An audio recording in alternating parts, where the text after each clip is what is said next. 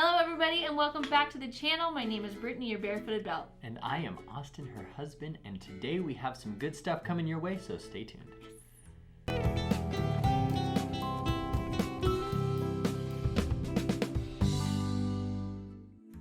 Alright guys, today we're going to be talking about rope drop, so stick around so we can give you some tips.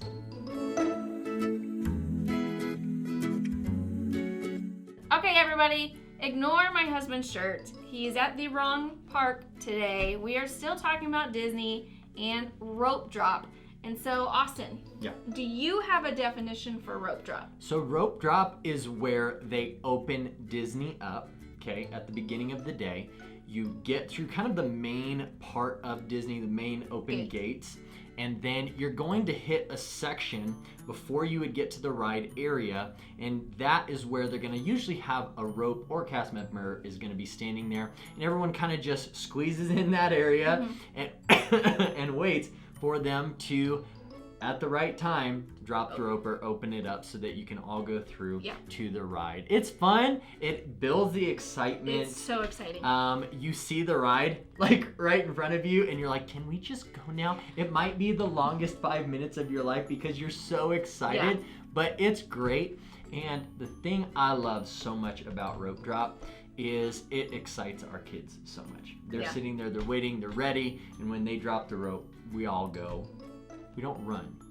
You're not allowed to run. We quickly walk as fast as humanly possible it is to walk. And I might strain my hamstring sometimes. Just throw out a hip. Trying to get to the ride. But it's fun. You need to do it. Tell us what your thoughts are with the rope drop. Okay, so my definition of a rope drop, and basically what we do, is that say the park opens at 9. What we are going to do, and this, let's say the disclaimer at the beginning. There's a difference between rope drop and there's a difference between early entry. Right. Early entry is only for resort guests. Right. So if you are a resort guest staying at one of the Disney hotels, you will be able to get into the park 30 minutes earlier. Right. And now when you have early entry, you are only allowed into certain sections of each park for that 30 minutes. So while the main gate to the park is now open for everybody to enter, which is why we like to get to the parks if we're not early entry, 30 minutes before so that we can enter in with the early entry guests. But they have their own entrance into the parks that are open, Tomorrowland and Fantasyland. Don't know, because they will scan your band, look at your ticket. Yes, there is no sneaking past them, so don't get that wrong.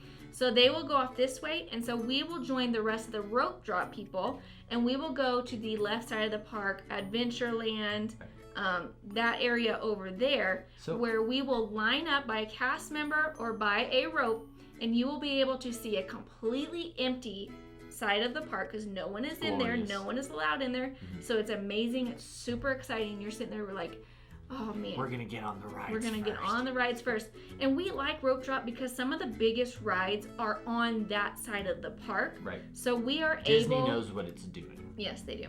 So we are able, when we rope drop, and we have a great rope drop strategy, we know what our top 1, 2, and 3 rides are, because that's the best thing about rope drop is that you can get 3 rides knocked out as long as they're open. Right. So you can get 3, maybe 4 rides, depending on what they are, knocked out in the first hour of being there. And we've done this many times. So let's talk about our strategy a little bit. If we know a park is opening at 9 o'clock, okay, we are always going to get to that park at least 30 minutes early. Usually for us, because we like getting places quickly and early, we're about 45 minutes to an hour. I'll tell you, at Disney World, especially during busy times, you want to get there as early as possible. And it might be hard, and I understand that, getting the kids out of bed and getting everything together. But you're Disney! Wake up! Right. It'll be worth it because you're going to get to do a lot of rides that you may be waiting hours for later in the day. And if you know what those rides are, maybe some of your favorites. Sometimes for us, we go to Magic Kingdom and we want to hit Big Thunder and that whole side, because that's a side a lot of people don't go to. Yeah. Right? Yeah. And so we'll hit like a whole side of rides in the first, like Brittany said, hour. And we just did 4 or 5 rides that would usually take us maybe a third of the day at Disney. Yeah. Right? So it makes a big difference. We always are going to get there early. We're always going to try to beat those crowds. And Right. usually when we do rope drop, right, and we get there early, we love it. We're one of the first probably 20, 30 people in that line, and no ride is going to fill up with 20 or 30 people. Yep. You're going to walk onto that ride. So basically our schedule would be, and you started, but with She's much better at this. But the schedule that we would follow is, say we're going to Magic Kingdom and the park opens at 9 a.m. We know that early entry people are going to go over to Tomorrowland and they're going to do Fantasyland, which leaves the entire left side of the park open. So what we are going to do is we're going to enter in, we're going to do the rope drop, and we're going to go over to the Adventureland. Adventureland. I blanked on the island. Adventure Island is not correct. So we're going to go over to the Adventureland rope drop line. And this is where we're going to discuss, what are we going to hit first? Are we going to hit Jungle Cruise? Jungle Cruise is going to be a long ride. Big Thunder Mountain is going to be a long ride. Splash Mountain used to be a long ride. Rest in peace.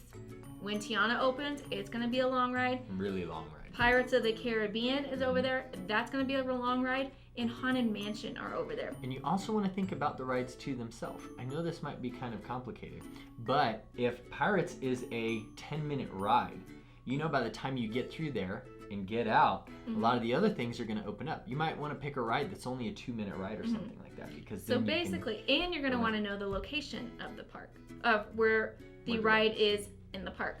So this is what we do, is that when the rope drop goes, it's super fun because there's also an opening ceremony. So at like 8:57, Mickey and all of his friends come out onto the castle, and you can usually see them from where you're standing, and they have this big opening ceremony, and it is just so exciting, and then fireworks go off, and then the cast members will say, okay, you may now walk to your destination.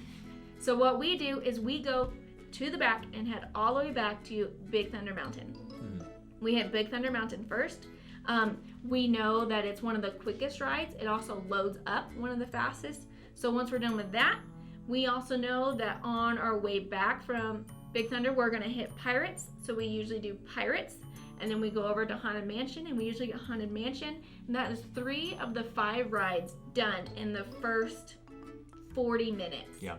So if you're already stressed out and you're like, I can't do all this, that's why you use a travel agent, because we go a lot. We love this stuff, and we figured out what has really worked. I love strategizing. So we strategize.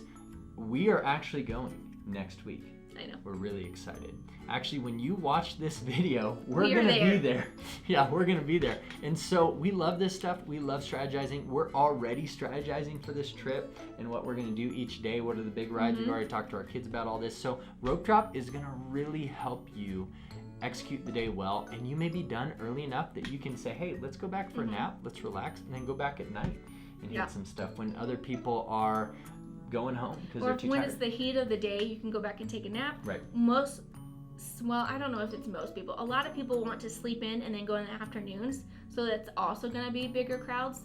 So that's why we like rope drop so much. Our kids are awake anyways at 6:30 in the morning. Every day. So we are already up. Might as well go to Disney. That's right. So here are some of the advantages to rope drop also, other than just getting to ride some of the biggest rides first. Number 1, there's lower crowds. That's why rope drop is so great. There's that morning crowds is usually not as crazy as the evening and as the mid-afternoon crowds. The very first thing you do. No, don't waste your rope drop and early entry at Starbucks. Right. There's always a crazy line. I can't. Move on. I'm sorry. You just. Yeah. The soapbox I was about to pull. Okay, no, see what we do is we hit those 3, and after Haunted Mansion, I pick up my Nutella waffle on the way to Jungle Cruise. Amen. Because I've already mobile ordered it with my coffee. It's good. If you're confused and worried already, travel agent, it's good. Sorry. He talked about Starbucks and got me off. All right. Okay, so lower crowds. Number 2, cooler weather. It's always going to be cooler in the morning. Yep. The weather is usually a little better in the mornings. Okay. So Absolutely. Take advantage of not as hot or not as rainy as those afternoon thunderstorms. So there's that. So guys, go early, do the rope drop. It's going to be worth it. You guys are going to be happy you did at the end of the day. And if you're like, man, we're going to be too tired, we'll hit the rope drop, hit the rides in the morning that you want, and then go back to the hotel and take a nap. It'll be great, and you'll get a lot of stuff done. You'd be amazed how many things we've done. Half the park in the first 2 hours. Yeah. Which makes the rest of the day so nice, so much more laid back. Because then you can just enjoy what you want to enjoy. Take your time after that. Or go do some of your favorite ones again, which is great. Right. There's so many rides there. There's so many shows, so many parades, so many character meet and greets, so much to eat. So why waste that time sleeping? Right. Sleeping's for the weak. At least while you're in Disney. Okay, I was gonna say. I'm only a morning person on Christmas Day and when I'm at Disney. All right, guys. Well, thank you for watching this video. Please like and subscribe. Brittany has a new video for you every Friday, and we'll see you next time. Thank you. Have a magical day. Bye.